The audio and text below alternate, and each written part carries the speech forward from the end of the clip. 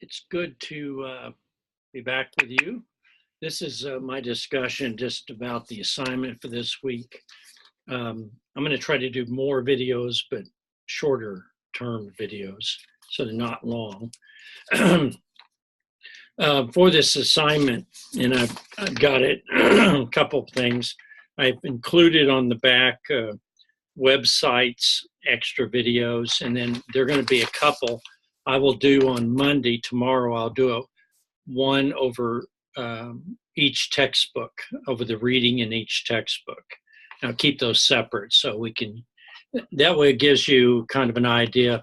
I realize some of the textbooks are not the most exciting things in the world.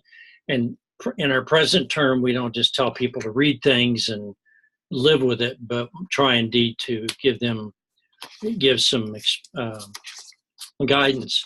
Obviously, for this, the big thing is the introduction on the discussion, which is 40 points.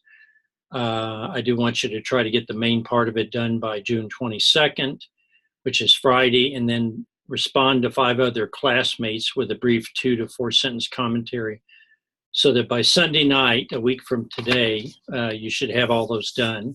Don't forget to attach your community cultural map. As you may recall, we've done a culture map before, which is a personal culture map.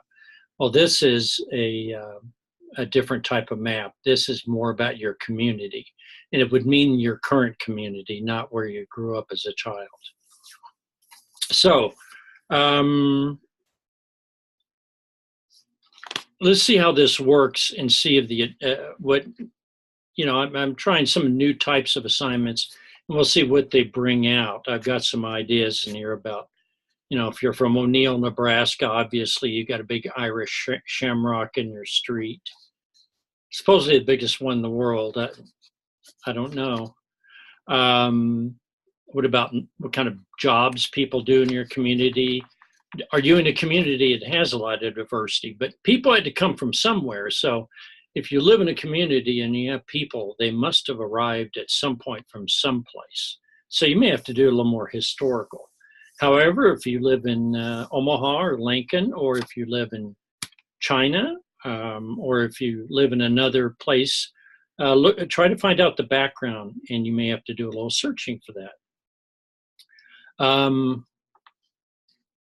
And I put in here ideas about issues could be on the map, things that have come up.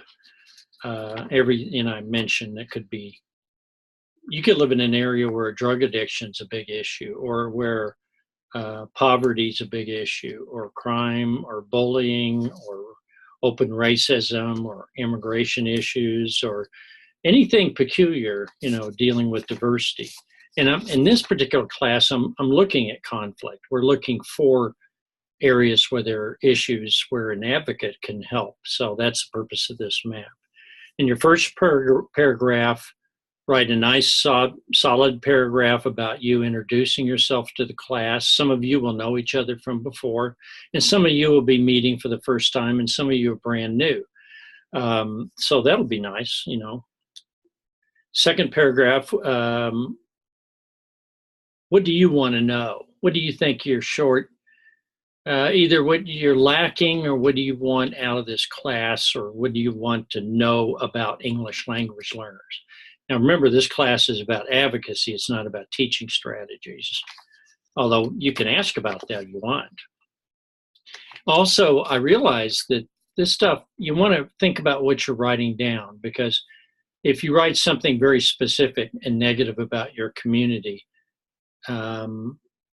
maybe there's somebody in the class that's very familiar, and I would like us to keep this within our class. If someone mentions they live in a certain town and that drug addiction's been linked to a certain group of people, or just anything negative about their community, it may be very honest and true, but you don't want your principal hearing it from somebody else. I certainly won't repeat it, but you always, this is an open forum. Finally, that's third paragraph. How do you see yourself as an advocate? What skills and experiences do you have that might be helpful? What do you need to gain? What kind of skills do you need? And then be sure to attach your map. And then I've got down the 4 dates for other discussions on the 1st, 8th, 15th, and 22nd of July for 20 points. Now the readings will be in our textbook, Chapter 1, Language Rights and the Law in the United States. And I have that book right here. And I also have electronic copies, which I don't normally want to do, but this will be by Del Valle, Sandra Del Valle. And I will give you a video tomorrow. And the same thing with Literacy and Language Diversity in the U.S. by Wiley, the other text. I'll give you some stuff on that tomorrow, a video. And I'm going to try to give you up-to-date information, going through some demographics. And then I have extra videos and articles dealing with immigration raids, loss of your native language. I found a nice little article on the BBC that what happens when you lose your native language. That's a really big issue. Teaching tolerance. Some of these I want you to, some you can read are short articles, and some of these are major papers. I just want you to have these. Now realize that I'm asking you to do a resource book, so you may find some of these websites, something you want to copy and put in your little resource book. Okay, I hope this is recorded correctly. For some reason, it looks a little out of focus, but with my face, it doesn't really matter. You know I'm here, so I'm going to stop this right now, and I'll do 2 more videos over the readings tomorrow.